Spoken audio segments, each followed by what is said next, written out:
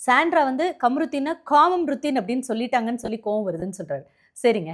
Big pass வீட்டுக்குள்ள விஜய் பார்வதி கம்ருத்தின் இவங்க 2 பேரால ஒரு ஓப்பன் ஃபோரம் நேஷனல் டெலிவிஷன்ல இவ்ளோ க்ளோஸா பழகுறீங்க. ஆனா, எனக்கு அந்த பொண்ண புடிச்சிருக்கு லவ் பண்றேன். எனக்கு அந்த பையன புடிச்சிருக்கு லவ் பண்றேன். 2 பேரால ஓப்பனா அந்த காதலையே அக்செப்ட் பண்ண முடியல.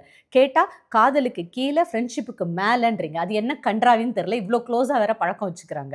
காமம் பண்றாங்கன்னு சாண்ட்ரா சொன்னாங்க. அது உண்மதாங்க.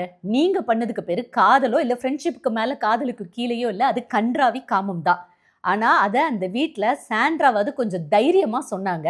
மத்த எல்லாரும் அடுத்தவங்களோட பெர்சனல்குள்ள நம்ம தலையிடக்கூடாது அப்படின்னு சொல்லி கொஞ்சம் நாகரிகமா ஒதுங்கி போயிட்டாங்க. இதுதான் உண்ம. ஆனா யாருக்குமே நீங்க 2 பேரும் பிஹேவ் பண்றது, அதாவது ரொம்ப க்ளோஸா நீங்க வெளியில வந்தீங்கன்னா, கண்டிப்பா என்னென்ன சீன்ஸ்லாம் லைவ்ல இருந்து அன்சீன் எடுத்து போட்டாங்கன்றத எடுத்து பாருங்க.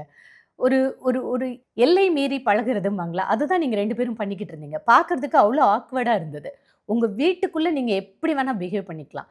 ஒரு நேஷனல் டெலிவிஷன்ல குடும்பங்கள் உட்கார்ந்து பார்க்குற ஒரு ஷோல நீங்க எப்படி வேணா இடிச்சுக்கிட்டு, உரசிக்கிட்டு பழகலாம் அப்படிங்கிறது நியாயமும் கிடையாது. அது சரியும் கிடையாது. அதுக்காக ஒரு கேம்ல ஒருத்திய நாங்க என்ன வேணா பண்ணுவோம் அப்படின்னு நினைச்சு நீங்க கால வச்சு மிதிச்சு தள்ளி விட்டதெல்லாம் அனிமல விட கேவலமான ஒரு விஷயம் தான். எப்படிங்க கால வச்சு நீங்க இன்னொரு உயிர சக மனிதன நீங்க எப்படி மிதிக்க முடியும்?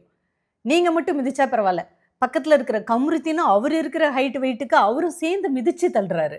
நீங்க கடிச்சேன்னு வேற தைரியமா சொல்றீங்க. பார்வதி அண்ட் கம்ருதீன் நீங்க 2 பேரும் என்ன பண்ணி வச்சுட்டு வர்றீங்க?